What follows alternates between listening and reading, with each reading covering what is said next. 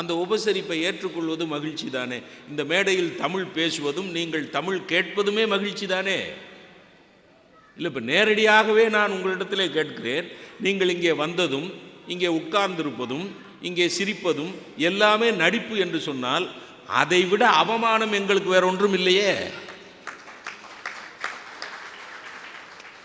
இப்போ நான் அவர் சொன்ன பாயிண்ட் கரெக்டான. இப்போ நான் ஒரு ஜோக் சொல்கிறேன், நீங்கள் சிரிக்கிறீங்க. நான் எனக்கு அப்பா நம்ம ஜோக் எடுத்துருச்சு, வெரி குட் அப்படின்னு தோணும். கீழே இறங்கி வந்தோடனே சும்மாயா பப நீ நான் சிரித்த உடனே இதை ரசித்தேன்னு நினச்சியா, சும்மா நடித்தேயான்னு சொன்னால் எனக்கு அது எவ்வளோ பெரிய அசிங்கம், எவ்வளோ பெரிய அவமானம் இல்லையா? மகிழ்ச்சியாகத்தானே இருக்கிறோம்.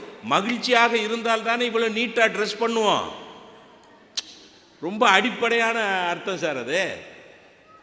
மகிழ்ச்சி இல்லைன்னு வைங்க, மனநிலையில் மகிழ்ச்சி இல்லைன்னு வைங்க, மனச்சோர்வாக இருக்குன்னு வைங்க, ட்ரெஸ்ஸில் கவனம் வைக்க மாட்டோம், தலை வார மாட்டோம், லைட்டு போட மாட்டோம். ஏன்டா இருட்டில் உட்காந்துருக்க, சும்மா இருங்க, என்னை விடுங்க, தனியாக விடுங்க. ஏன்? மகிழ்ச்சி இல்லை. இந்த கூட்டத்தில் இருக்கக்கூடிய ஒவ்வொரு சகோதரி சகோதரருடைய கண்ணில் இருக்கக்கூடிய வெளிச்சமே இந்த மகிழ்ச்சிக்கு அத்தாட்சி, மகிழ்ச்சிக்கு அடையாளம் என்று மிக அருமையாக பேசியிருக்கிறார். இந்த மன வளம் குன்றிய குழந்தைகள் ஓடினதெல்லாம் அருமையான அந்த எபிசோடெல்லாம் சொல்லணும். மன வளம் உள்ளவன் ஓடுனானா, அவனா விழுந்தானா நின்று தூக்குவானா? நம்ம ஜெயிக்கணுங்கிறதுல தான் அவன் முனைப்பா நிற்பான். பெரியவர், காஞ்சி பெரியவர் சொன்னார், சித்த சுவாதீனம் இல்லாதவர்கள் என்று புத்தி பிசகியவர்களைத்தான் சொல்லுகிறார்கள். அது உண்மை இல்லை. பொய் சொல்லுகிறவனெல்லாம் சித்த சுவாதீனம் இல்லாதவன், குடிக்கிறவனெல்லாம் சித்த சுவாதீனம் இல்லாதவன், அடுத்தவனை அடிக்கிறவன் எல்லாம் சித்த சுவாதீனம் இல்லாதவன். சித்தம் சுவாதீனத்தோடு இருந்தால் அடுத்தவன் அடிக்க மாட்டான். சித்தம் சுவாதீனமாக இருந்தால், மனம் தெளிவாக இருந்தால் குடிக்க மாட்டான். மனம் தெளிவாக இருந்தால் பொய் சொல்ல மாட்டான்னு சொல்லுவார். அது அருமையாக அல்ல. இன்னைக்கு கொஞ்சம் தொண்டை அவருக்கு கொஞ்சம் ப்ராப்ளம், ஆனாலும் பிரமாதமாக பேசியிருக்கிறார். அது அந்த அம்மா போய் மேக்கப் பார்லரில் போய் எல்லாம் பண்ணதெல்லாம் சொல்லியிருக்கிறார். வாங்க எழிலரசி, என்ன மாதிரி நடிக்கிறீங்கிறத நடிங்க. நாம் மகிழ்ச்சியாக இல்லை, மகிழ்ச்சியாக இருப்பது போல் நடிக்கிறோம். தமிழன் புரியாத மொழி பேசுபவனை குருவாக பார்க்கிறான். தமிழன் புரியாத மொழி பேசுபவனை குருவாக பார்க்கிறான். சரியாக தமிழ் பேசுபவனை குருகுருவென பார்க்கிறான். அவனை பொறுத்தவரை டேடி, மம்மி, அங்கிள், ஆன்டி என்பது கண்ணியம், அம்மா, அப்பா, அத்தை, மாமா என்பது அந்நியம். அவனை பொறுத்தவரை டேடி, மம்மி, அங்கிள், ஆன்டி என்பது கண்ணியம், அம்மா, அப்பா, அத்தை, மாமா என்பது அந்நியம். வேண்டாம் தமிழுக்கு இந்நிலை இனியும், தாய்மொழியை போற்றுவோம், தமிழை காப்போம், தமிழுக்கும் தமிழருக்கும் என் இனிய மாலை வணக்கம். எண்ணெய் பூமிக்கு வந்தாலும் அன்னை பூமியை மறக்காமல் கனல் பூமியில் கன்னி தமிழை வார்த்தெடுக்கும் குவைத் வாழ் அன்பு நெஞ்சங்கள் அத்துணை பேருக்குமே எழிலரசினுடைய இதயபூர்வமான வாழ்த்துக்களையும் வணக்கங்களையும் தெரிவித்துக் கொண்டு, பார்ப்பதற்கு இந்தியனாக பழகுவதற்கு அந்நியனாக, மொத்தத்தில் தீர்ப்பு சொல்வதிலே ஒரு முடிசூடா மன்னனாக அமர்ந்திருக்கக்கூடிய எங்கள் பட்டிமன்றத்தினுடைய கதாநாயகன் கருப்பு நிலா, பாராட்டிற்கினிய நடுவர் அவர்களே. நல்ல வேளை பிதா மகனாகன்னு சொல்லாம விட்டாங்க. அது நீங்க தீர்ப்பு சொன்னதுக்கு அப்புறம் நாங்க முடிவு பண்ணுவோம். அது நான் நடுவர் அவர்களே, எங்களுடைய அணி தர்ம ஆஸ்பத்திரி மாதிரி வெட்ட வெளிச்சம், உள்ள என்ன நடந்தாலும் தெரியும். இந்த அணி அப்போலோ ஆஸ்பத்திரி மாதிரி, உள்ள என்ன நடக்குதுன்னே தெரியாது, வச்சு செய்வாங்க. அப்படிதான் எங்க அன்பு அண்ணன் வந்தார். ஐயோ அஜித் குமார்னு சொல்லணும், அஜித் வந்தார். அப்ப அவர் அஜித்னா நான் என்ன கொல்லங்குடிக்க இருப்பையா? அப்புறம் நான் நயன்தாரா தாங்க நினைச்சிட்டு வாழ்ந்துட்டு இருக்கேன். அவர் நாங்கள் இன்றைக்கு மகிழ்ச்சியாகத்தான் இருக்கிறோம், எங்க நாங்க நடிக்கிறோம் அப்படின்னு பேசிட்டு போய் உட்கார்ந்து இருக்கிறார். அடுத்து எங்க அக்கா பத்ரகாளி வருவாங்க, அருமையாக பேசக்கூடியவங்க. நடுவர்களே, நீங்க இப்பதான் ஸ்டடியா இருக்கணும். எந்த அணி பக்கமும் சாயாத ஒரு நீதி தேவர் நீங்க. அதெல்லாம் கருப்பு துணியை கட்ட மாட்டோம். ஆனால் நடுவர் அவர்களே, இன்றைக்கு மகிழ்ச்சியாக நடிக்கிறோம்ங்கிறதுக்கு ஒரு உதாரணம் சொல்லட்டுங்களா? இன்னைக்கு கல்யாணம் ஆகி உண்மையாகவே ஒருவர் சந்தோஷமாக இருக்கிறாரான்னு ஒரு கேள்வி கேட்டு பாருங்க. நான் இப்ப இந்த கூட்டத்தில் கேட்கிறேன், இந்த ஜென்மத்தில் இருக்கிற இதே மனைவி தான் இன்னும் எனக்கு 7 ஜென்மத்துக்கு மனைவியா வரணுங்கிறவங்க கை தூக்குங்க பார்க்கலாம். ஏன் இத்தனை பேர் கை தூக்கி இருக்கிறாங்கன்னா, கை தூக்குனவங்க பக்கத்துல பூரா அவங்க மனைவி உட்கார்ந்து இருக்கிறாங்கன்னு அர்த்தம்.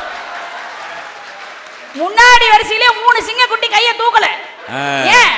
கல்யாணம் ஆகல. வரல இல்ல பின்னாடி உட்காந்துருக்குறாங்கன்னு அர்த்தம். ஏங்க கல்யாணம் ஆகியும் ஒருத்தன் சந்தோஷமா இருக்கிறான்னா அதுக்கு 2 காரணம் தாங்க இருக்க முடியும். ஒன்று, அவனுக்கு கிடைச்ச மனைவி வரமா இருக்கணும், இல்லை அம்மா வீட்டுக்கு போன பொண்டாட்டி வராமல் இருக்கணும். இது 2 விஷயம் இருந்தால் தாங்க சந்தோஷமா இருக்க முடியும். நான் வேணா இங்கே இருக்கக்கூடிய பெண்கள் பொறாமப்படுற மாதிரி நான் வேணா ஒரு விஷயம் உங்களுக்கு சொல்லட்டுங்களா? கல்யாணம் ஆகி 17 வருஷம் ஆகுதுங்க எனக்கு. எந்த பெண்ணுக்குமே கிடைக்காத ஒரு பெரிய பாக்கியம் எனக்கு கிடைச்சிருக்கு.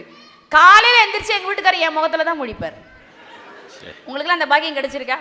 17 வருஷமா குடும்ப வண்டி நல்லா தான் போயிட்டு இருந்தது. முந்தா நாள் நமக்கு வாயில வாஸ்து சரியில்லை. நான் அவரை பார்த்து கேட்டேன், 17 வருஷமா என் முகத்திலேயே முடிக்கிறீங்களே மாமா, என் முகம் என்ன அவ்வளவு மகாலட்சுமி கடாட்சமா அழகா இருக்கான்னு. இல்லை ஜோசியம் கல்யாணத்துக்கு முன்னாடியே சொன்னான், காலையில எந்திரிச்ச உடனே ஒரு கழுத முகத்துல முடிச்சினா இன்னைக்கு நாள் நல்லா இருக்கும்னா. எங்க வாழ்க்கையில நாங்கெல்லாம் நடிச்சுட்டு தாங்க இருக்கிறோம். இல்லதன் இல்லவள் மாண்பானால் உள்ளதன் இல்லவள் மானாக்கடைன்னா. இந்த உலகத்திலேயே பெரிய துறவி யாருன்னு நினைக்கிறீங்க? வேதாந்திரி மகரிஷி ஐயா இடத்துல கேட்டார்கள், இந்த உலகத்திலேயே பெரிய துறவி யாருன்னு கேட்டாங்க. நாம நினைச்சிருக்கிறோம் விவேகானந்தர் பெரிய துறவி, வள்ளலார் இல்ல அதையும் தாண்டி ஒரு பெரிய துறவி இருக்கிறார்னு. வேதாந்திரி மகரிஷி சொன்னார், உனக்காக தன் பெற்றவர்களை துறந்து, உனக்காக தன் தாய் தந்தையரை மட்டுமல்ல உறவினர்களையும் துறந்து விட்டு, சகோதர சகோதரிகளையும் துறந்து, ஏன் உனக்காக தன் தாய் நாட்டை கூட துறந்து விட்டு வருகிறாளே உன் மனைவிதான் இந்த உலகத்தினுடைய மிகச்சிறந்த துறவினார். அந்த துறவிக்கு நீங்க என்ன மரியாதை கொடுக்குறீங்க நான் கேட்குறேன். நான் ஒரு சமீபத்தில் ஒரு விஷயம் படித்தேன். எனக்கு எல்லாருமே நீங்கள் கதாநாயகனை தானே ரசிச்சிருப்பீங்க. எம்ஜிஆர், சிவாஜி, அஜித், விஜய்னு. நான்லாம் வில்லனை ரசித்தாள். நீங்களாம் ஆச்சரியமாக பார்க்கலாம், என்ன வில்லனை போய் ரசிச்சிங்களான்னு. வில்லனை ரசித்தாதான் வீட்டுக்காரரை ரசிக்க முடியும், தெரிஞ்சுக்கோங்க. மேல நான் ரசித்த வில்லன் யார் தெரியுங்களா? தமிழ் திரையுலக வரலாற்றிலேயே இரத்த கண்ணீர் என்கின்ற படத்தில் நடித்ததன் மூலமாக இனி ஒரு மகா நடிகன் இப்படி நடிக்க முடியுமா இல்ல பிறக்க முடியுமா என்கின்ற ஆச்சரியத்தை ஏற்படுத்திய எம்.ஆர். ராதா நடிகவேல் அவர்கள் தான் அந்த வில்லன். அவரே இந்த புதுக்கோட்டை மாவட்டத்தில் ராத்திரி 2 மணிக்கு நாடகம் முடிச்சுட்டு, அப்பெல்லாம் ஆடிக்காரு பென்ஸ் கார்லாம் கிடையாதுங்க, அம்பாசிடர் காரில் போறாரு. ராத்திரி 2 மணிக்கு பின்னாடி தலகாணி வச்சு படுத்துட்டாரு. ஓட்டுநர் இப்போ வண்டி ஓட்டிட்டு போறாரு. 90 கிலோமீட்டரில் போகுது வண்டி. இரவு 2 மணிங்க. டப்புன்னு ஒருத்தன் குறுகால ஒருத்தன் பாஞ்சிட்டான் ரோட்ல. எல்லா டிரைவருக்கும் ஓட்டுநருக்கும் அந்த நேரத்தில் டப்புன்னு ஒரு கெட்ட வார்த்தை வரும். அது பொதுவாக வரும் இந்த ஓட்டுநர்களுக்கு, டிரைவர்ஸ்க்கு. அந்த கெட்ட வார்த்தையெல்லாம் அந்த மனுஷனை திட்டாருங்க. அவரு இவர் தூங்குறாருன்னு நினைச்சு தைரியமா திட்டாரு. ஆனா இவர் மூஷன் தான் படுத்து நின்றுக்கிறாரு. எம்.ஆர். ராதா அந்த கெட்ட வார்த்தையில் அவனை திட்டின உடனே சொன்னாரு, டாய் திட்டாத, அந்த வார்த்தை சொல்லி அவனை திட்டாத. இதே ஊருக்கு நான் பலமுறை நாடகத்துக்கு வந்திருக்கேன், அவன் என் பிள்ளையாவும் இருப்பான், திட்டாதன்ட்டாரு. எவ்வளோ ஒரு தன்னம்பிக்கை பாருங்க. எங்க வாழ்க்கையில இன்றைக்கு எல்லாம் நடிப்பு மயமாகத்தான் இருக்கக்கூடிய கால சூழ்நிலையில, இப்ப நான் பேராசிரியர் என் அன்பு அண்ணன்னு சொன்னார். ஆனா நான் ஒரு 1.5 மாசமா வெளியில சொல்லிக்கிறது இல்லை நான் பேராசிரியர்னு. ஏன் தெரியுமா? அவங்க கூட வேலை பார்த்தீங்களான்னு கேட்குறான். யாரு? நிர்மலா தேவி கூட வேலை பார்த்தீங்களான்னு கேட்குறான். சாயல் கூட ஒரு மாதிரியா இருக்கேங்கிறான். என்கிட்ட படிச்சவங்க அன்னைக்கு பஸ் ஸ்டாண்ட்ல பாக்குறேன், என்கிட்ட படிச்சவன் முறுக்கு வித்துனுக்குறான். நீங்க அப்படி பார்க்காதீங்க, அப்படின்னா என்கிட்ட படிக்கிறவங்க பூரா நான் முறுக்கா வித்துன்னு இருப்பேன். 5 விரலும் ஒரே மாதிரியா இருக்கும். எல்லாருக்கும் ஒன்னா தான் சொல்லி கொடுக்கணும். அவன் நிலவரம், அவன் விதி முறுக்கு விற்கிறான். நான் வாய் வச்சுக்கிட்டு சும்மா இல்லாம, தம்பி முருகேசா முருகா விற்கிறேன்னு. ஐயோ இங்க இருக்கிறீங்களா? சரி பேரை மாத்திக்கலாம். இல்ல அவன் பேர் உண்மையாவே தான், முருகேசா முருகா விற்கிறேங்கிற. உங்ககிட்ட படிச்ச என்ன கலெக்டர் வேலையை நடக்கும். இதுவே சொந்த முயற்சியில தேடிக்கிட்ட வேலைன்ட்டாங்க. இன்றைக்கு நான் ஒரு நாட்டை அழிக்கணும்னு சொன்னீங்கன்னா அணுகுண்டு அந்த நாட்டு மேல போட வேணாங்க, ஏவுகணையை நீங்கள் ஏவ வேண்டாம். ஒரு நாட்டை அழிக்க வேண்டும் என்று சொன்னால் அந்த நாட்டினுடைய கல்வி தரத்தை அழித்தாலே அந்த நாட்டை அழிக்க முடியுங்க. அதைத்தான் இந்திய தேசத்துல இப்ப நம்ம பண்ணிட்டு இருக்கோம். குறிப்பா தமிழ்நாட்டில் பண்ணிட்டு இருக்கிறோம். தெரியுமா உங்களுக்கு? ஒரு காலத்துலலாம் நம்ம தெருவில் வந்து கேட்பார் ஒருத்தர், எங்க இன்ஜினியர் வீடு எங்க இருக்கு? யாரு? நம்ம நல்ல தம்பி இன்ஜினியரா? இந்த வீதியிலேயே கடைசியில மாளிகை மாதிரி ஒரு வீடு இருக்கும் பாருங்க, பங்களா டைப்ல, அதுதான் ஒரு வீடுன்னுவாரு. அதுக்கப்புறம் கொஞ்ச நாள் ஆச்சு, எங்க இன்ஜினியர் வீடு இருக்கு. எங்க இந்த ஊர்ல 3 இன்ஜினியர் இருக்கிறாரு. எந்த இன்ஜினியரை கேட்குறீங்க? நம்ம குருவா? 2வது தெருல 3வது பச்சை கலர் பெயிண்ட் அடிச்சிருக்கும் பாருங்க, அதான் குரு. இப்போ கொஞ்ச நாள் ஆச்சு, எங்க இந்த நம்ம வீதியில இன்ஜினியர் வீடு எங்க இருக்கு? யோ வீதிக்கு 10 பேர் இன்ஜினியர் படிச்சுக்கிறோம், நீ எந்த இன்ஜினியரை கேட்குற? இப்ப இந்த காலகட்டத்தில் போய் கேளுங்களேன், சார் இன்ஜினியர் வீடு எங்க இருக்கு? யோ அறிவில்லை உனக்கு? இன்ஜினியருக்குலாம் ஏதியா வீடு? அதப்போ ரோட்டோரமா பாலம் இருக்குல்ல, அந்த பாலத்துக்கு கீழே படுத்துருப்பான் பாரு, போய் தேடுங்க. எங்க நாட்டு நிலவரம் இன்னைக்கு அப்படி போச்சுங்க. எல்லாம் நடிப்பாக போய் விட்டது. கல்வியிலே தொடங்கி குடும்பம் வரைக்கும் இன்றைக்கு நடிப்பு தான். தெரியுங்களா உங்களுக்கு? இந்திய நாட்டை பொறுத்தவரை தட்டினால் தங்கம் கிடைக்கும், வெட்டினால் வெள்ளி கிடைக்கும், அடித்தால் அலுமினியம் கிடைக்கும், நடித்தால் நாடே கிடைக்கும், படித்தால் மட்டும் வேலை கிடைக்காது போடான்ட்டான். இன்னைக்கு எல்லாம் நடிப்பாகிவிட்ட சூழ்நிலையில வந்து உட்காந்துக்கிட்டு நாங்கள் உண்மையாகவே மகிழ்ச்சியாக இருக்கிறோம் சொல்ல முடியுமா? அதுவும் தமிழ்நாட்டில் இருக்கக்கூடிய நாங்கள் எல்லாருமே உண்மையில இன்னைய சூழ்நிலையில் நடிச்சுட்டு தாங்க இருக்கிறோம். இன்னைக்கு தமிழ்நாட்டு மக்களுக்கே தண்ணியில தான் கண்டோம். விவசாயி தண்ணி இல்லாம சாவறான், மீனவன் தண்ணியில போய் சாவறான், மற்றவன் பூரா தண்ணி அடிச்சே சாவறான். ஏங்க இன்னைக்கு வீதிக்கு ஒரு பிள்ளையார் கோயில் இருந்தது முதல்ல நம்ம ஊர்ல. இன்றைக்கு வீதிக்கு ஒரு டாஸ்மார்க் இருக்கா இல்லையா? அன்னைக்கு எங்க வீதியில் ஒருத்தர் சொல்றாரு, நல்லா ஃபுல்லு தங்கச்சி நான் ஒரு போராட்டம் பண்ண போறேன்னாரு. சே, தண்ணி அடிச்சாலும் போராட்டம் பண்ணணும்னு நினைக்கிறாரு பாரு. என்ன போராட்டம்னே என்ன? இந்த கவர்மெண்ட் சரியில்லை தங்கச்சி, லேடிஸ்க்கெல்லாம் மானிய விலையில ஸ்கூட்டர் கொடுக்குதே, ஆண்களுக்கெல்லாம் மானிய விலையில ஒரு குவார்டர் கொடுத்தா என்னன்னு கேக்குது. இது பரவாயில்லைங்க. அவர் பேர் முனுசாமிங்க. அந்த முனுசாமியை திருத்தணும்னு அந்த அம்மா முடிவு பண்ணி வீட்டுக்காரம்மா நேராக சர்ச்சுக்கு கூப்பிட்டு போயிட்டாங்க. ஃபாதர் பார்த்துட்டு சொன்னார், தம்பி இப்படியெல்லாம் குடிக்கக்கூடாதுன்னு சர்ச்சுக்கு பின்னாடி இருக்கிற தொட்டியில் கொண்டு போய் முனுசாமியை 3 முக்கு முக்கி தண்ணியில் என்ன தெரியணும்ல 3 முக்கு முக்கி முனுசாமி தலையில் கை வச்சு சொன்னார், இன்று முதல் நீ அந்தோணியன் அழைக்கப்படுவாய், இனிமே நீ குடிக்கக்கூடாதுன்னாரு. அவர் சொன்னார், ஐயா காப்பி டீ மோர் சர்பத் இது கூட குடிக்கூடாதா? அதெல்லாம் குடியா, இந்த பீரு பிராந்தி விஸ்கி இதெல்லாம் குடிக்காத போ அப்படின்னாரு. நேராக வீட்டுக்கு வந்தான், வீட்டு அலமாரியை திறந்தான், ஒரு பிராந்தி பாட்டில் எடுத்தான், வீட்டு தொட்டிக்கு போனான், 3 முக்கு முக்குனான், பிராந்தி பாட்டு தலையில கை வச்சு சொன்னான், இன்று முதல் நீ சர்பத் என அழைக்கப்படுவாய்னு டப்புன்னு உடச்சு கப்புன்னு ஊத்திட்டான். எங்கெங்க துஞ்சினார் செத்தாரின் வேறல்லர் எஞ்ஞான்றும் நஞ்சுண்பார் கல்லுண்பவர்னாரே வள்ளுவர். இன்றைக்கு நாடே இன்றைக்கு போதையிலே பாதை மாறி இருக்கிறத நடிச்சுட்டு தானங்க இருக்கிறோம். அதுல குறிப்பாக இன்றைக்கு குவைத்தில் வந்து வாழக்கூடிய உங்களை அத்துணை பேரும் இங்க வந்து நீங்கள் தலையணைக்கு முத்தமிட்டு நீங்கள் இன்றைக்கு தூங்குகிறீர்கள். ஆனால் நாளைக்கு நீங்க கொண்டு போற காசு அந்த வியர்வை வைரக்கம்பலாக தங்கச்சி காதல மின்னுமா. அஜித்குமார் அண்ணன் சொல்லிட்டு உட்காந்துருக்கிறார். எங்க இன்றைய சூழ்நிலை, இன்னைக்கு என் வாழ்க்கையை நான் வாழ முடியல அப்படின்னா எதிர்காலம் என்று ஒன்று இருந்தால் அது மதில் மேல் பூனைன்னு வேற சொல்லிட்டு போய் உட்காந்துருக்கிறார். வேற எதிர்காலம் என்று ஒன்று இருந்தால் நீங்க அதை பற்றி தலைப்பில்லைங்க. இன்னைக்கு சூழ்நிலையில மகிழ்ச்சியாக இருக்கிறோமா? ஒரு பெரியவரை பார்த்துட்டு ஒரு பையன் கேட்டான், சார் உங்களை எங்கேயோ பார்த்த மாதிரி இருக்கேன், வாட்ஸ்அப்ல இருக்கிறீங்களா? இல்லையாப்பா. ஃபேஸ்புக்ல இருக்கிறீங்களா? இல்லையாப்பா. ட்விட்டர்ல? இல்லப்பா. சே, உங்களை எங்கேயோ பார்த்த மாதிரியா இருக்கு சார். படுபாவியே, உன் பெரியப்பாடா நானு. பெரியப்பாவியே வாட்ஸ்அப்ல பார்த்தா தாங்க தெரியுதுங்கிறான். இன்றைக்கு இங்க உட்கார்ந்துருக்கிறோம், நாம வீடியோ கான்ஃபரன்ஸ் காலில் பேசுகிறோம், வீடியோ காலில் தான் குடும்ப நபர்களோடு பேசுகிறோம். நான் கேட்கிறேன், குவைத் வந்த பிறகு நமக்கு பொருளாதார ரீதியாக நாம் வளர்ந்திருக்கிறோம், அதில் எந்த மாற்றமும் கிடையாது. காசு பணம் நிறைய சம்பாதிச்சிட்டோம், கப்பல் மாதிரி கார்ல போறோம். உண்மையில் மகிழ்ச்சியாக இருக்கிறீர்களா நீங்கள் என்று கேட்டால் இல்லைங்க. ஆடி கார்ல போறவன் பணக்காரன் இல்லை, அம்மா அப்பாவோடு வாழ்கிறவன் தாங்க உண்மையான பணக்காரன். அதில் எத்தனை பேர் இங்கே நம்ம அந்த வாழ்க்கையை வாழ்கிறோம்? இங்க சொல்ல முடியுமா நீங்க உண்மையாகவே நாங்கள் மகிழ்ச்சியாக இருக்கிறோம் என்று சொல்லி? ஒரு செய்தியை சொல்லி நிறைவு செய்கிறேன். என் அன்பிற்குரிய நடுவர் அவர்களே, உலகத்துல எல்லாருமே நடிக்கிறோங்கிறதுக்கு ஒரு செய்தி சொல்றேன். கொல்கத்தாவின் காளி கோயிலின் பூசாரியாக ராமகிருஷ்ண பரமஹம்சர் இருந்தார். யார் ராமகிருஷ்ண பரமஹம்சர்? நரேந்திரன் என்கின்ற ஒரு சாதாரணமானவனை விவேகானந்தராக மாற்றிய ராமகிருஷ்ண பரமஹம்சர் கொல்கத்தாவின் காளி கோவில்ல பூசாரியாக இருக்கிறாருங்க. அந்த கோயிலை கட்டிய ராணி ராஜாமணி சாமி கும்பிடுறதுக்கு வராங்க.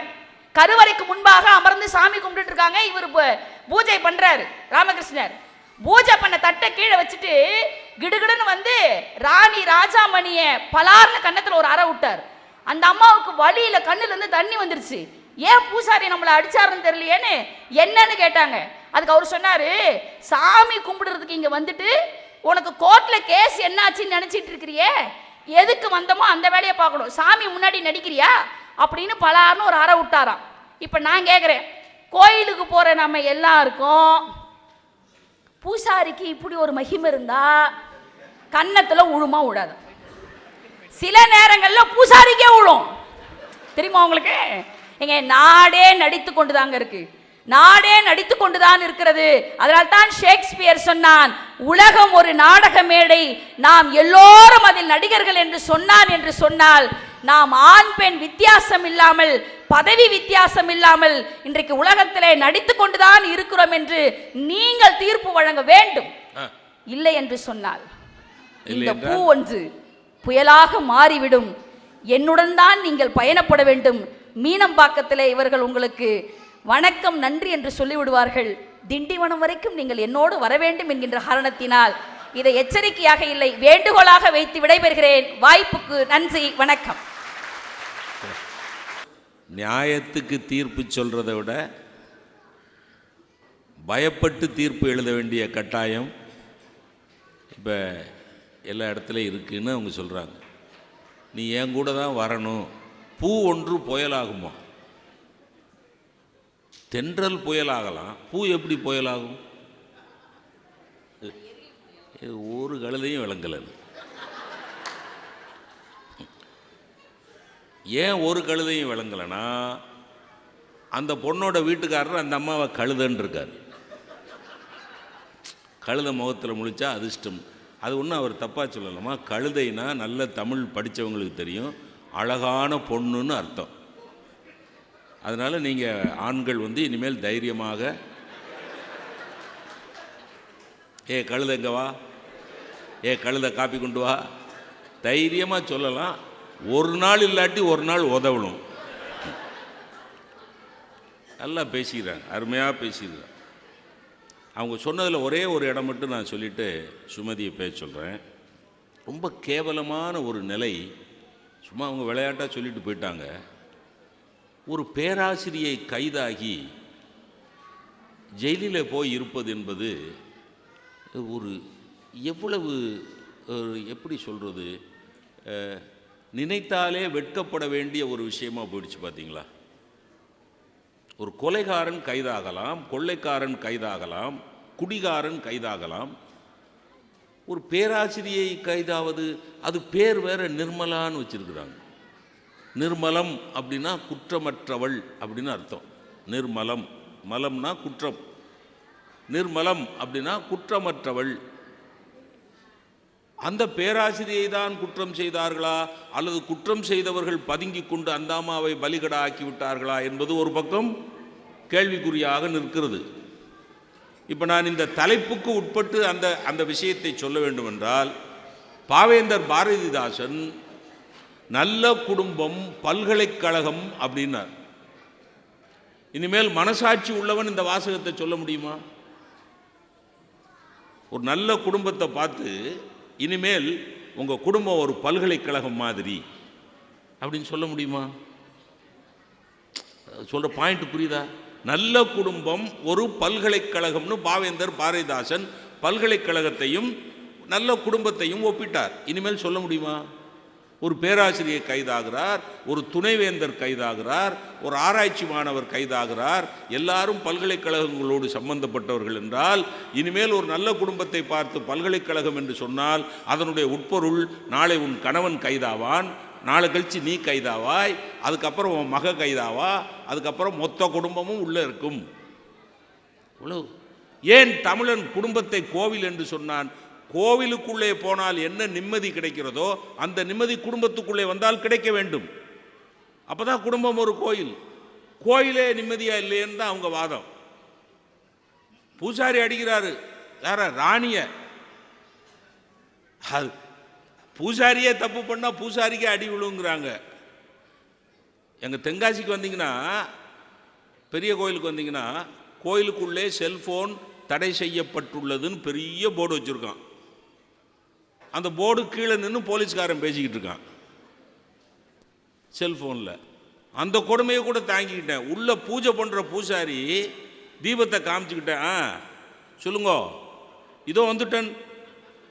எதுக்கு? முருகன் முன்னாடி நின்றுக்கிட்டு பூஜை பண்ணிட்டு இதோ வந்துட்டேன் அப்படின்னா முருகன் தப்பாக புரிஞ்சுக்கிட்டாருன்னு வைங்க, தூக்கிடுவார்ல. ஓ, புள்ள ஆசைப்படுறான் போல் இருக்கு, நம்மக்கிட்ட வர்றதுக்கு புள்ள ஆசைப்படுறான் போல் இருக்கு, பக்தா கமான் கப்புன்னு கைத்தை போட்டு தூக்கிட்டா என்ன பண்ணுவ? இந்த சூழ்நிலையில் நான் கோவிலுக்கு போகிறேன். உண்மையான பக்திக்காக போகிறேன்னா, பக்திமான் மாதிரி நடிக்கிறேனா? பூஜை செய்கிறவனும் நடிக்கிறான், பூஜை செய்ய போகிறவனும் நடிக்கிறான். உண்மைதானே? அது யதார்த்தம் தானே. கோயிலுக்கு போயில எவ்வளோ எளிமையாக போகணும், ஆடம்பரம் இல்லாமல் ஆணவம் இல்லாமல் போகணும்ல.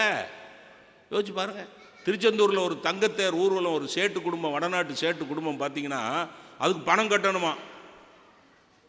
பணம் கட்டினா அவங்க குடும்பத்து பேரில் முருகனை தூக்கி தங்கத்தேரில் வச்சு இழுப்பாகலாம். அதுக்கு பணம் கட்டணுமா? நான் கேட்குறேன், இப்போ குவைத்து தமிழ் சங்கத்தில் இந்த மேடையில் என் கண்ணு முன்னாடி முருகன் நிற்கிறார். நான் பணம் கட்டாமலே என்னால் அவரை தரிசிக்க முடியும், அவரை வணங்க முடியும். எதுக்காக நான் பணம் கட்டி தங்கத்தேர் இழுக்கணும்? சரி, தங்கத்தேர் இழுக்கிறது உன்னுடைய ஆணவத்தை காட்டுவதற்காக, உன்னுடைய பணக்காரத்தன்மையை காட்டுவதற்காக, பக்தியை காட்டுவதற்காகவா? நல்லா யோசிச்சு பாருங்க. அது தங்கத்தேர் கற்றிய அப்போ அந்த முருகன் தங்கத்தேரில் வர்ற போது பணிவாக போகணுமா இல்லையா? இப்படி நடக்கிறான்.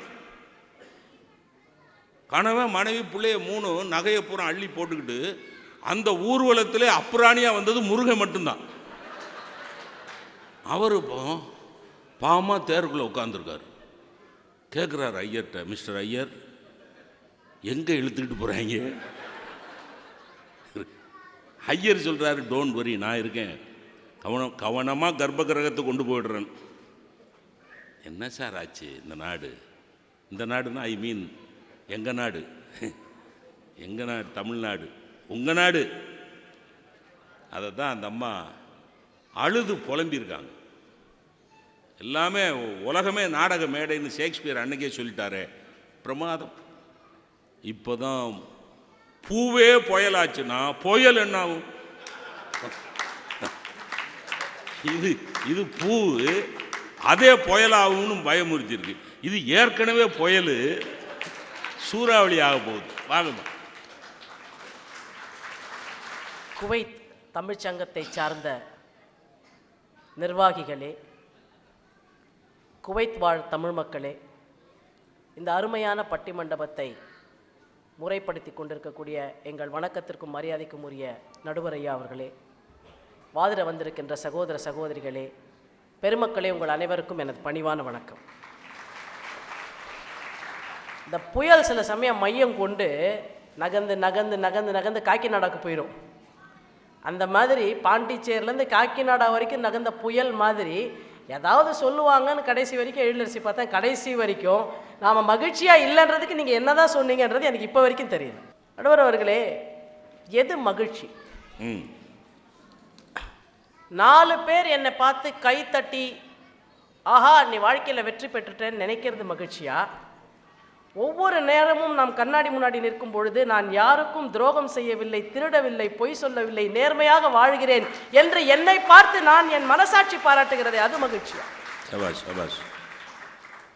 என் வீட்டு கண்ணாடி என் முகத்தை மட்டும் காட்டினால் நான் மகிழ்ச்சியாக இருக்கிறேன் என்று பொருள். என் வீட்டு கண்ணாடியில் நான் பல முகத்தை தேடிக்கொண்டிருக்கிறேன் என்றால் என் மனதிலே இருக்கக்கூடிய கள்ளம் கண்ணாடியிலே தெரிகிறது என்பது பொருள். உங்கள் வீட்டு கண்ணாடியில் உங்கள் முகம் தெரியவில்லை என்றால் எழிலரசி, உங்கள் மனத்தை சரி செய்து கொள்ளுங்கள், கண்ணாடியை மாற்ற வேண்டிய அவசியம் இல்லை. நான் மகிழ்ச்சியாக இருக்கிறேன், என்னை போல நிறைய மக்கள் இங்கே மகிழ்ச்சியாக இருக்கிறார்கள் என்பதை நான் பரிபூரணமாக நம்புகிறேன். இப்ப எது மகிழ்ச்சி? நீங்க என்னென்னவோ சொன்னீங்க. உங்க மாமா உங்களை கழுதன்னாரு. இப்ப என்ன கழுதன்னு சொன்னா என்ன? பாரதி கழுதியை தான் தூக்கிட்டு கொஞ்சினாருங்க. என்ன நீ கழுதன்னு சொன்னாலும் பரவாயில்ல, அந்த கழுதட்ட நீ அன்பா இருக்கியான்றதை மட்டும்தான் நான் பார்ப்பேன். அந்த மனநிலை எனக்கு இருந்தால் நான் மகிழ்ச்சியாக இருக்கிறேன். நான் யதார்த்தமான விஷயங்களை சொல்றேன். நீங்க பாரை பத்தி ரொம்ப பேசிட்டீங்க. என்ன பாருக்குள்ளே நல்ல நாடு, பாரு பாரு பாருன்னு. நான் சென்னையில் வழக்கறிஞராக இருக்கிறேன். என்னுடைய இனிய நண்பர் லக்ஷ்மி நாராயணன் இருக்கிறார் இங்கே. நானும் அவரும் ஒரே காலகட்டத்திலே வெவ்வேறு கல்லூரிகளிலே படித்தோம். அன்றைய காலகட்டம் 35 ஆண்டுகளாக எங்களுக்கு அறிமுகம். நான் வழக்கறிஞராக இப்பொழுது சென்னையில் ப்ராக்டிஸ் பண்ணிட்டு இருக்கிறேன். எங்கள் அலுவலகத்திற்கு நான் குற்றவியல் துறையிலே பணியாற்றுவதனால் நிறைய அக்யூஸ்ட் வருவாங்க எங்கள் ஆஃபீஸ்க்கு. நான் ஒரு 4-5 சம்பவங்களை மட்டும் உங்களோட பகிர்ந்து கொள்கிறேன். நீங்கள் அந்த சம்பவங்கள்லேருந்து முடிவு செய்து கொள்ளுங்கள் வாழ்க்கை மகிழ்ச்சியாக இருக்கா இல்லையா. இந்த திருட்டு கேஸ் வரும், செயின் நடத்த கேஸ், இந்த மாதிரி சின்ன சின்ன கேஸுங்க. அதில் பார்த்தீங்கன்னாக்கா ரொம்ப வாழ்க்கையினுடைய விளிம்பு நிலையில் இருக்கக்கூடிய மக்கள் தான் இந்த மாதிரியான சராசரியான குற்றங்களை செய்துவிட்டு மாட்டிக்குவாங்க. அந்த மாதிரி ஒரு திருட்டு கேஸில் ரவின்னு ஒருத்தன் மாட்டிக்கிட்டான். பெயில் எடுக்கணும்னு சொல்லி எங்ககிட்ட கேட்டாங்க. நான் சொன்னேன், பெயில் எடுக்கணுன்னாக்கா 5000 ரூபா ஃபீஸ் ஆகுங்க. இல்லை, அவர் உள்ளே இருக்காருங்க, ஒரு 1000 ரூபா கொடுத்துட்றோம், வெளில வந்தப்புறமா மீதி 4000 ரூபாய் கொடுத்துட்றோம். சரி பரவாயில்லன்னு சொல்லிட்டு பெயில் பெட்டிஷன் போட்டோம். பெயில் பெட்டிஷனை போட்டால் அவர் வெளில வந்துட்டார். வெளில வந்துட்டால் பொதுவாக எப்படின்னாக்கா 15 நாளைக்கு 20 நாளைக்கு ஒரு தடவை வாய்தா இருக்கும், நீதிமன்றத்துக்கு போகணும். இந்த ரவி என்ன பண்ணுவான், 2 வாய்தா 1 வாய்தா 2 வாய்தாக்கு வருவான். அதுக்கப்புறம் வரமாட்டான். ஏன்னா அந்த பாக்கி 4000 ரூபா ஃபீஸ் நாங்கள் கேட்போம், அதனால் வர்றது கிடையாது. இப்போ ஒரு அக்யூஸ்டு கோர்ட்டுக்கு வரலன்னா நாங்கள் என்ன பண்ணுவோம்னா, அவர் வராததுக்கு ஒரு பெட்டிஷன், எக்ஸ்கியூஸ் பெட்டிஷன் போடுவோம். அவர் இன்றைக்கி வர முடியல, அவருக்கு உடம்பு சரியில்லை, அவருக்கு இன்றைக்கி வேலையில் லீவு கொடுக்கல, அதனால வர முடியலன்னு. அப்புறம் ஒரு ஸ்டேஜில் நாங்கள் என்ன பண்ணுவோம், இந்த ரவி வராமலே இருக்கா, 4000 ரூபா வர ஃபீஸு பெண்டிங்கு, அவங்க வீட்டிலேருந்து யாரும் வந்து நம்மளை பார்க்குறதில்ல, ஒரு வாட்டி பெட்டிஷன் போடாமல் விடுங்க, வாரண்ட் ஆகிடும், அப்புறம் பார்த்துக்கலாம் அப்படின்னு. பெட்டிஷன் போடாமல் விட்ட உடனே என்ன ஆகிடும், வாரண்ட் போட்டுருவாங்க. இந்த வாரண்ட் போட்ட உடனே கரெக்டாக பார்த்தீங்கன்னா போலீஸ் வீட்டுக்கு போயிடும். வாரண்ட் போடும்போது என்ன ஆயிரும், கூட அக்யூஸ்ட் இருப்பான், 4-5 பேர் அக்யூஸ்ட் இருப்பாங்கல்ல, அவன் சொல்லிடுவான், டே உனக்கு நீங்கள் உங்கள் அட்வொகேட் பெட்டிஷன் போடல, வாரண்ட் ஆகி போச்சுன்னு. இப்போ ரவி வரமாட்டான் நம்மளை பார்க்க. சாயங்காலம் சார் ஒரு 6 மணிக்கு நாங்கள் ஆஃபீஸில் ஒர்க் பண்ணிட்டு இருக்கும்போது ஜூனியர்ஸ் வந்து சொல்லுவாங்க, மேடம் ரவியோட ஒய்ஃபும் அவங்க மதரும் வந்திருக்காங்க, வெயிட் பண்ண சொல்லுங்கள். எல்லா கிளைண்ட்டையும் பார்த்துட்டு சரி அந்த ரவி ஒய்ஃபையும் அம்மாவையும் வர சொல்லுங்கள்.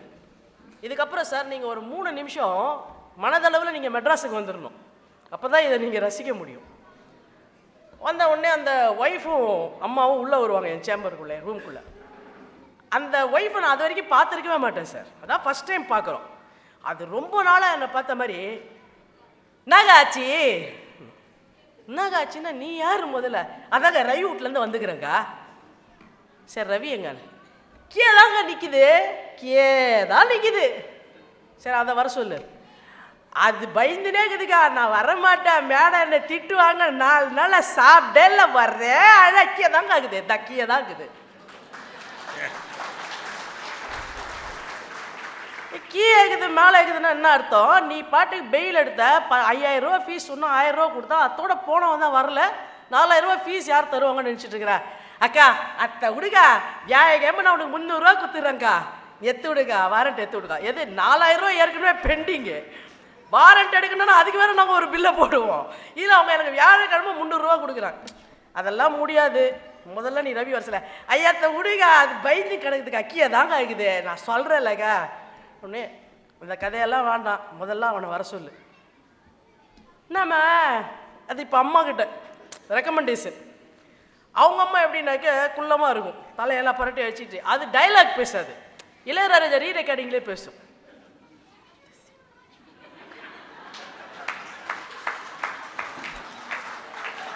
பார்த்து செய்ய குழந்தை 4 நாளாக சாப்பிட்டெல்லாம் ஒரே அழ, ரீ ரெக்கார்டிங்லேயே பேசும்.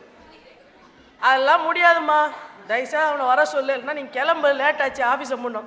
இன்னாவோ இந்த மார்த்திக்கு நீ இன்னா பைத்தியம் பூச்சிச்சின்னு தெரில, நல்லா பொம்பளை தான், மட்டும் இருக்குது இந்த அம்மாவுக்கு, கூப்பிடுறியாவனே அப்படின்னு ஒன்று கீழே வந்து ரவியை கூப்பிடுவாங்க.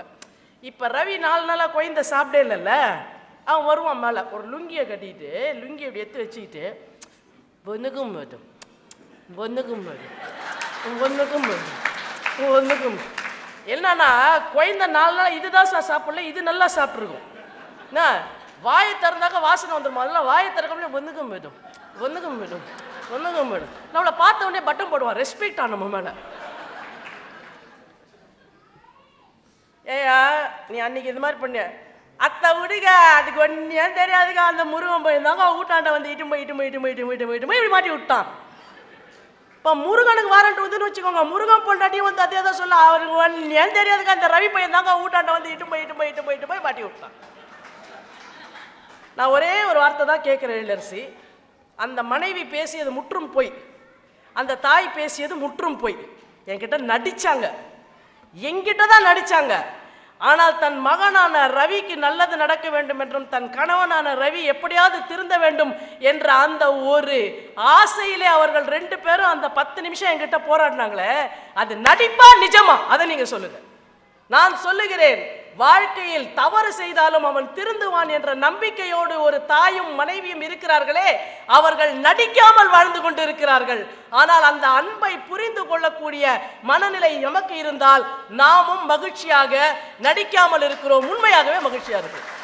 சார் நான் அவங்க 4000 ரூபா ஃபீஸ் கொடுப்பாங்கன்றதுக்காக அந்த கேஸ் நடத்துறது இல்லை சார். வாழ்க்கையில் எல்லாவற்றையும் இழந்த பின்னாலும் இன்னும் நம்பிக்கையை மிச்சம் வைத்திருக்கக்கூடிய அந்த மனிதம் இருக்கிறதே, அந்த மனிதத்தை பார்த்த மகிழ்ச்சியில நான் வேலை செய்து கொண்டிருக்கேன். உண்டா இல்லையா இது?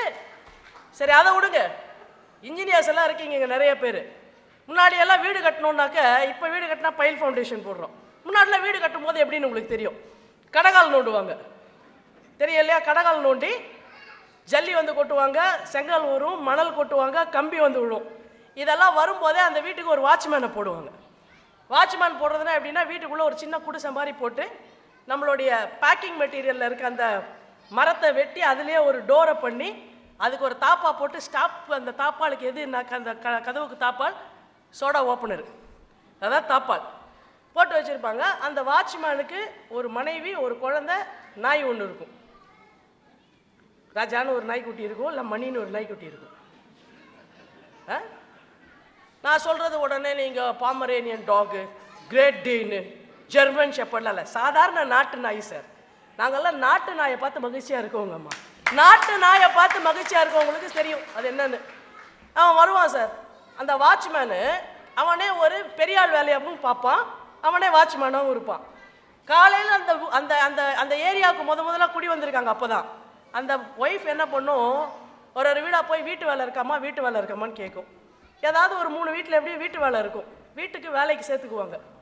அந்த பொம்பளை காலில் என்ன பண்ணும், அவங்க கணவர் வீட்டுக்கு அந்த கொளுத்து வேலைக்கு போன உடனே இந்த அம்மா ஒரு வீடாக வந்து வீட்டு வேலை செய்யும்.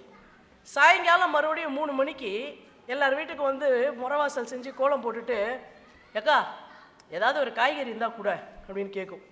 ஸோ 2 கத்திரிக்காய், அடுத்த வீட்டில் ஒரு வெங்காயம், அடுத்த வீட்டில் ஒரு உருளைக்கிழங்கு, எல்லாத்தையும் வாங்கிட்டு போய் கொஞ்சம் புளி, இது எல்லாத்தையுமே ஒரு வீட்டிலையாக கொஞ்சம் கொஞ்சமாக வாங்கிட்டு நொய் அரிசி இருக்குல்ல சார், அந்த நொய் அரிசியில் ஒரு சாப்பாடு வைக்கும். எப்படி, விறகடுப்பு வச்சு ஒரு பெரிய சாப்பாடு பானையை வச்சு அதில் ஒரு சாதத்தை வச்சுட்டு சட்டியில், மண் சட்டியில் இந்த எல்லார் வீட்டிலேருந்து வாங்கிட்டு போன ஒரு 2 காய்கறியை வச்சு ஒரு காரக்குழம்பு வைக்கும். சார் நான் சத்தியமாக சொல்கிறேன், 5 ஸ்டார் ஹோட்டலில் போய் நீங்கள் 1000 ரூபாய் காசு கொடுத்தாலும் அந்த மண் சட்டியில் வைக்கிற அந்த காரக்குழம்புக்கு ஈடு இணையாக ஒரு காரக்குழம்பு உங்களால் சாப்பிட முடியாது. நீங்கள் ரயில்வே ட்ராக் வரும் போய் நடந்து போனீங்கன்னா தெரியும், சாயங்காலம் 7 மணிக்கு ஒரு வாசனை வரும். அந்த குழம்பு வாசனை எப்படி தான் அவங்க வீட்டில் மட்டும் அப்படி வருதுன்னு தெரியல, ஒன்றுமே இருக்காது பொருட்கள். இப்போ கணவன் வந்து வேலையை முடிச்சுட்டு, அந்த கொளுத்து வேலையை முடிச்சுட்டு வருவான். இந்த ஒய்ஃப் போய் இது வரைக்கும் சுவர் எழுப்பாத அந்த கிணத்துலேருந்து தண்ணியை சேர்ந்து பக்கெட்டை போட்டு தண்ணி சேர்ந்து குடிக்கும். அவன் குளிச்சுட்டு இந்த கிருஷ்ணாயில் இருக்குல்ல, மண்ணெண்ணெய் தான் சார் உடம்புல தேய்ச்சிக்குவோம். உங்களை மாதிரி வந்து நம்ம மாதிரி டவ் சோப் இல்லை லிரில் லாலாம் கிடையாது. அந்த மண்ணெண்ணெயை உடம்புல தேய்ச்சிக்கிட்டு பக்கத்தில் இருக்கிற அந்த மண்ணை எடுத்து கரகரன்னு உடம்புல தேய்ச்சி குளிச்சுட்டு அந்த ஜல்லி மேலே ஒரு காக்கி ட்ராயர் காஞ்சிக்கிட்டு இருக்கும். அந்த காக்கி ட்ராயரை எடுத்து போட்டு அந்த அருணா கயிறு இருக்குல்ல, அருணா கயிறு அப்படி அந்த ட்ராயர் மேலே ஒரு சுருட்டிட்டு குளிச்சு தொடச்ச அந்த டவலை நல்லா அப்படி சுற்றி கழுத்தில் ஒரு மாலை மாதிரி போட்டு அந்த ஜல்லி மேலே போய் அப்படி ராஜா மாதிரி உட்காருவான் சார். எதிர அந்த நாயும் அந்த பாப்பாவும் இருக்கும். இப்போ உள்ள சமையலாச்சுல்ல, தட்டில் போட்டு அதை கொண்டு வந்து ஒய்ஃப் கொடுப்பா. அவன் அதை பிசைஞ்சிட்டு பாப்பாவுக்கு ஒரு வாய் கொடுப்பான், நாய்க்குட்டிக்கு ஒரு வாய் போடுவான், அவன் ஒரு வாய் சாப்பிடுவான். ஏன் தெரியுங்களா, நாய்க்குட்டியும் அவனை பொறுத்த வரைக்கும் ஒரு குழந்தை. அவன் வீட்டில் நாய்க்குட்டியும் ஒரு குழந்தை. சாப்பிட்டுட்டு இங்கேருந்து ஒரு குரல், ஏய் இன்னும் இருக்குதா மேன், எல்லாம் இருக்குது, நீ சாப்பிடு அப்படின்னு ஒரு குரல் விடும் அது உள்ளேருந்து. அங்கே நீங்கள் கூர்ந்து ஒரு சத்தத்தை கேட்டீங்கன்னா அந்த சாப்பாடு சட்டியில் இருக்கக்கூடிய சாதத்தை வழித்து இந்த குழம்பு செட்டில் இருக்கக்கூடிய கொஞ்சோண்டு குழம்புல அந்த சாப்பாடை போட்டு ஒரு வாய் பரட்டி சாப்பிட்டு, பெரிய சாப்பாடு இருக்காது சார், அந்த பொம்பளை திருப்தியாக வெளில வரும். நல்ல சாப்பாடை போட்டுட்டோம் கணவனுக்கு. இப்போ அவன் சாப்பிட்டு முடிச்சுட்டு இந்த இடுப்புலேருந்து ஒரு கணேஷ் பீடி எடுத்து, ராபின் வெத்துப்பட்டி, நீங்கள் சீட்டா ஃபைட்லாம் பார்க்கக்கூடாது, ஹோம் லைஃப்லாம் இல்லை, இந்த ராபின் சின்ன வெத்துப்பட்டி இருக்கும், அதில் பீடி அப்படி ஒரு தட்டி இப்படி வச்சு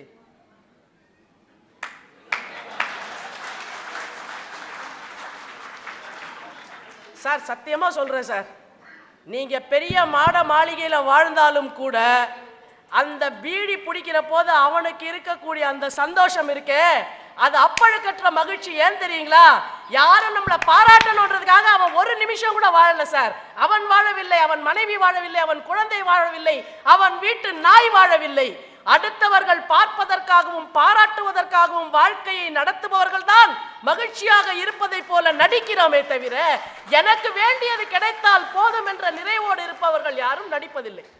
நான் கடைசியாக 2 விஷயம் சொல்கிறேன் ஐயா, எனக்கு ஒரு 3 நிமிஷம் மட்டும் நேரம் கொடுங்க. இதெல்லாம் வாழ்க்கையில் நம்ம அனுபவிக்கிற விஷயம். எல்லாரும் காஃபி குடிப்போம் சார் சின்ன வயசில். அப்பா காஃபி கொடுப்பாங்க, நம்மளுக்குலாம் குழந்தைங்களுக்கு காஃபி கிடையாது. எல்லார் வாழ்க்கையிலும் நடந்திருக்கும். இப்போ அப்பா காஃபி குடிக்கும் போது நம்ம பக்கத்தில் போய் நிற்போம். என்னன்னா குடிச்சு முடிக்கும் போது கொஞ்சம் காஃபி தரணும் சார். எல்லாருக்குமே தெரியும். அவர் சொன்னார், வாழ்க்கையை ரசனை கடைசி சொட்டு வரைக்கும் நம்ம உறிஞ்சி குடி. காஃபியில் இருக்க பெஸ்ட் திங் என்ன தெரியுங்களா சார்? முதல்லேருந்தே குடிச்சிட்டு இருக்கிறோம். ஃபர்ஸ்ட் வாய் குடிக்கும் போது சாதாரணமாக தான் குடிப்போம். அந்த காஃபி முடியும் போது கடைசி வாய் இருக்குல்ல, அது மட்டும் எல்லாரும் அப்படிதான் குடிப்போம், எல்லாருமே இல்லையா? ஏன்னா ஆங்கிலத்திலே ஒரு கவிஞன் சொன்னான், I will drink life to the lees என்று சொன்னான். வாழ்க்கையின் கடைசி சொட்டு வரை உறிஞ்சி குடிப்பேன் என்றதற்கு பொருள். காஃபியை நாம் அது வரைக்கும் ஒவ்வொரு டெனிசனுடைய வார்த்தை அது.